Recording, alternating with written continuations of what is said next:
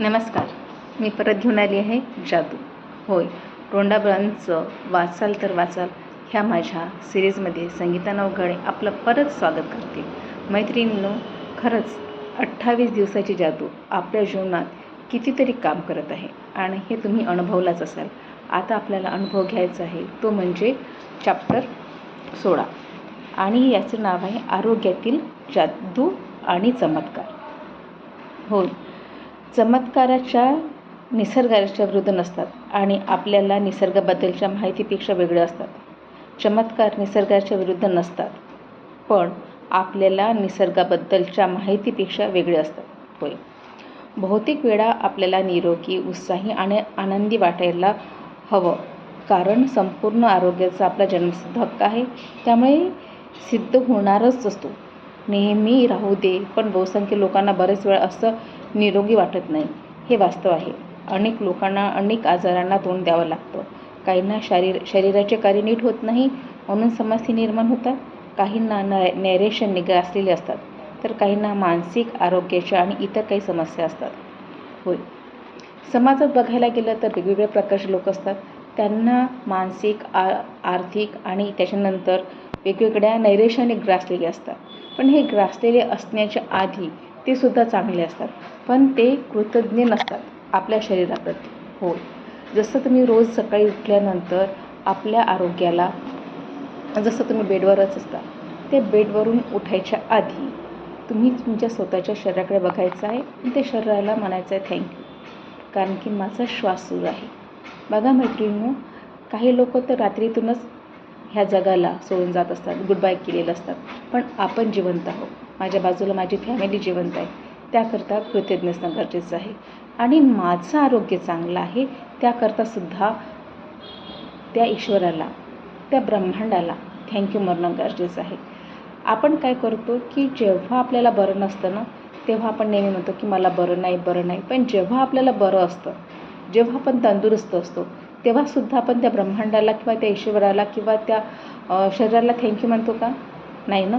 तर जेव्हा आपल्याला जाग येते, सकाळला जेव्हा आपण उठतो, तेव्हा फक्त एकच काम करायचं आहे, ती म्हणजे सकाळी उठल्या आपल्या शरीराला थँक्यू सो मच, आज मी जिवंत आहे. थँक्यू सो मच, आज मी श्वास घेत आहे. थँक्यू सो मच, आज माझं हृदय धडधडत आहे. थँक्यू सो मच, माझे सगळे अवयव कार्यरत आहे. थँक्यू. ही थँक्यूची जादू तुमच्या जीवनात बघा किती सकारात्मकचा उजेड करणार आणि तुमचे शरीर निरोगी राहण्यास मदत करणार. होय, आणि हे निरोगी राहण्याचं आपला हक्कच आहे. इथं दिले आहे की जेव्हा तुम्ही आजारी असता आणि तब्येत बरी नसते, तेव्हा चिंता, वैफल्य किंवा भीतीसारख्या नकारात्मक भावना तुमच्या मनात येतात.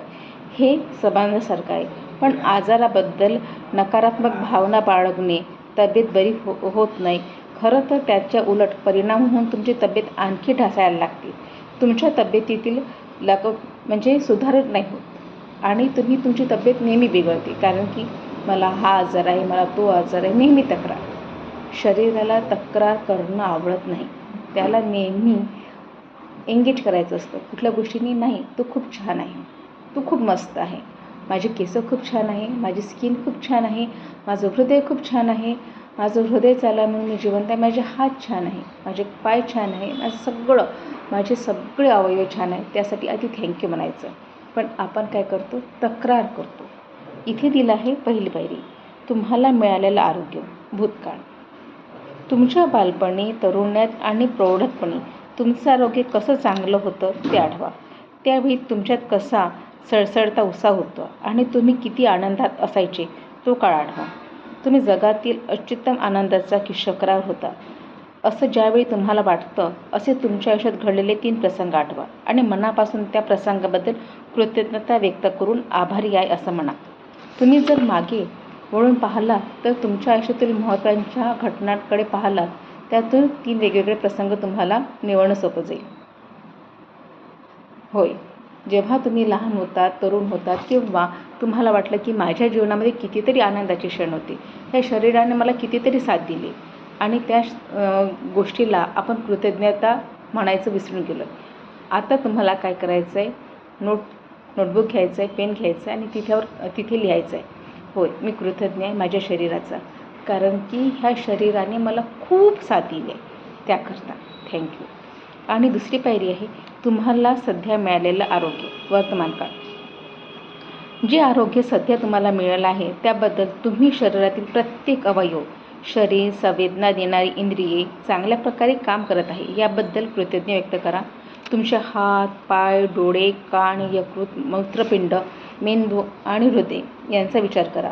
ज्यांचे कार्य चांगल्या प्रकारे चालू आहे असे तुम्हाला शरीरातील 5 अवयव निवडा. त्यातील प्रत्येकांचे नाव स्वतंत्रपणे म्हणा आणि मनातल्या मनात आभारी आहे हे जादूचे शब्द उच्चारा. अशा पाचांची नावे एकामेक एक घ्यायचे. जसं माझं मेंदू खूप चांगला आहे त्याकरता मी कृतज्ञ आहे, माझं यकृत चांगलं आहे त्याकरता मी चांगलं आहे, माझं मूत्रपिंड चांगलं आहे त्याकरता मी आभारी आहे असं म्हणायचं आहे. आणि तिसरी पायरी दिली आहे तुम्हाला मिळवण्यास वाटणारे आरोग्य. तुम्हाला मिळणारे आरोग्य म्हणजे भविष्यातलं.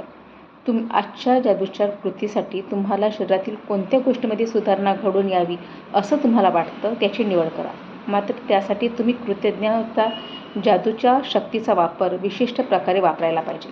होय, कारण की कसं आहे ना, आपण जेव्हा कृतज्ञ असतो, आधीच कृतज्ञ असायला पाहिजे शरीराला. तुम्ही जोपर्यंत कृतज्ञ नसणार तोपर्यंत तुमच्या शरीरात रोग येणारच नाही.